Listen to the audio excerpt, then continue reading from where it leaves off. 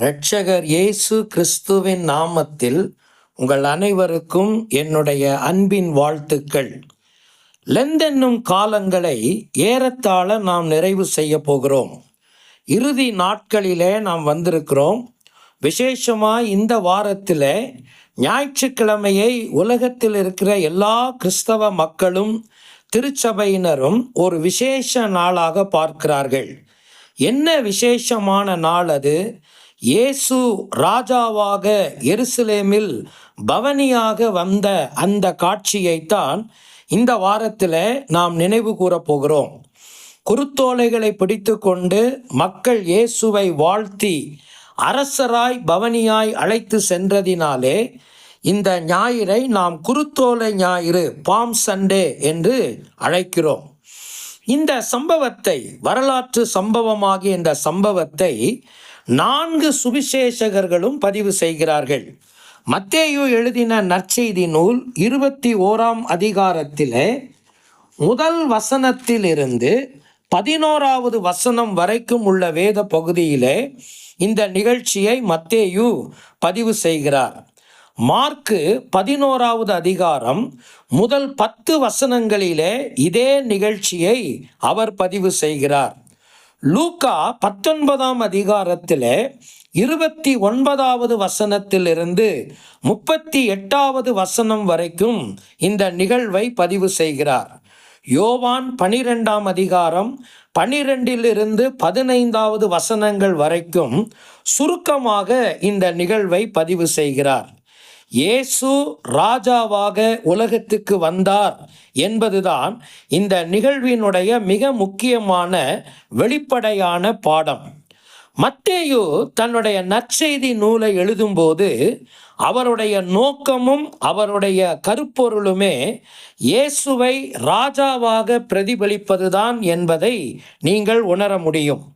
3 இடங்களிலே இதை அவர் தன்னுடைய சுவிசேஷத்திலே விசேஷித்த விதத்திலே குறிப்பிடுவதை நீங்கள் கவனிக்கலாம். மத்தேயு 2ஆம் அதிகாரம் 2வது வசனத்திலே நாம் வாசிக்கிறோம், இயேசுவை பணிந்து கொள்ள வந்த சாஸ்திரிகள் யூதருக்கு ராஜாவாக பிறந்திருக்கிறவர் எங்கே என்று விசாரித்ததாக மத்தேயு பதிவு செய்கிறார்.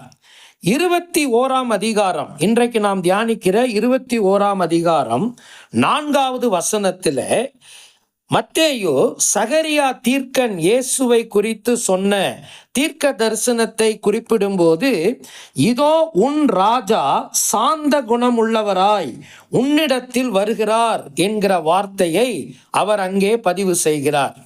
மத்தேயு 27வது அதிகாரம் 37வது வசனத்தில் இயேசுவை அவமானப்படுத்த நினைத்த இஸ்ரவேலின் தலைவர்கள் அவருடைய சிலுவைக்கு மேல் இவர் யூதருடைய ராஜா என்று கிண்டலாக அவமானப்படுத்தும்படியாக அதை எழுதி வைத்தார்கள்.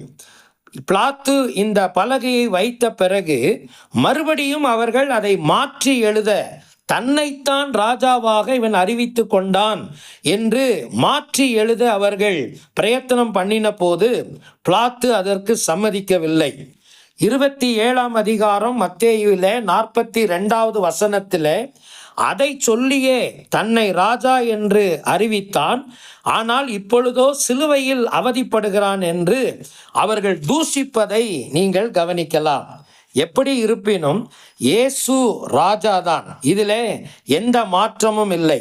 இஸ்ரவேலர்கள் ஏற்றுக்கொண்டார்களோ இல்லையோ, ஆண்டவர் இந்த உலகத்திற்கு மனிதர்களை ஆளும் ராஜாவாக, இருதயங்களை ஆளும் ராஜாவாக, மீட்பின் ராஜாவாக இந்த உலகத்திலே வந்தார் என்பதில் எந்த விதமான மாற்றமும் இல்லை.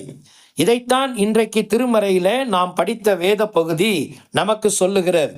சகரியா தீர்க்கன் இதை முன்னுரைத்த போது அவர் சொன்ன வார்த்தைகளைத்தான் நீங்கள் 21:4 மத்தேயுவிலே வாசிக்கிறோம், சகரியா 9:9 வாசிக்கிறோம். கருப்பொருள் என்ன? இதோ உன் ராஜா சாந்த குணம் உள்ளவராய் கழுதையின் மேலும் கழுதை குட்டியாகிய மரியின் மேலும் ஏறிக்கொண்டு உன்னிடத்தில் வருகிறார். உன்னிடத்தில் வருகிறார் என்கிற வார்த்தைக்கு அர்த்தம் என்ன?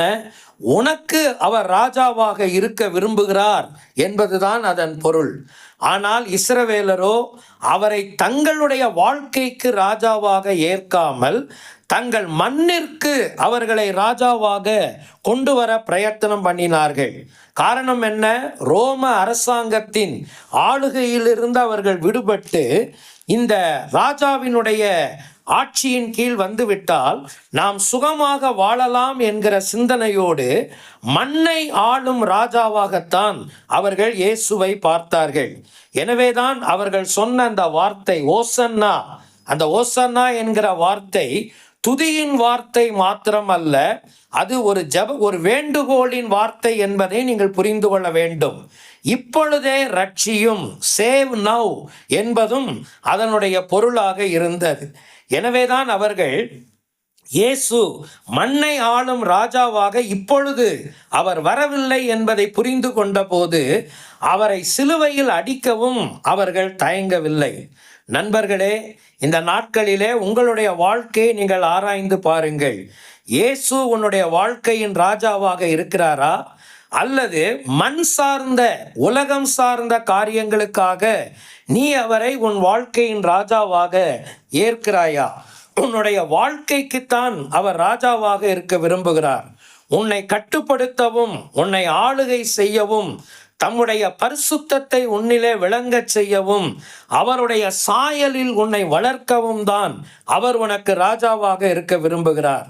இந்த மீட்பராகிய ராஜாவை நீ உன் வாழ்க்கையிலே ஏற்றிருக்கிறாயா? அந்த ராஜா உனக்காக சிலுவையிலே இரத்தம் சிந்தி மரித்து 3ஆம் நாள் உயிர்த்தெழுந்தவர் என்று நீ விசுவாசிக்கிறாயா? அப்படியானால் இப்பொழுதே உன் வாழ்க்கையை அவருடைய கட்டுப்பாட்டின் கீழே நீ கொண்டு வர வேண்டும். நீ சொல்ல வேண்டிய காரியம், ஆண்டவரே, இந்த மண்ணை ஆளும் ராஜாவாக நிச்சயமாய் உலகத்திலே நீர் ஒரு நாள் வருவீர், அதிலே மாற்றம் ஒன்றும் இல்லை. ஆனால் இன்றைக்கு நீர் என் வாழ்க்கைக்கு ராஜாவாயிரும். உம்முடைய மீட்பை என்னுடைய வாழ்க்கை சொந்தமாக்கட்டும். உம்முடைய ஆளுகையின் கீழ் என்னுடைய வாழ்க்கை செயல்படட்டும். என்னை ஆளும் ராஜாவாக, என் குடும்பத்தை ஆளும் ராஜாவாக, என் திருச்சபையை ஆளும் ராஜாவாக நீர் வாரும் என்று அவரை நாம் வரவேற்போம். அதுதான் உண்மையான இந்த பவனியை நினைவு கூறும் ஒரு அடையாளமாக உன் வாழ்க்கையிலே இருக்க முடியும்.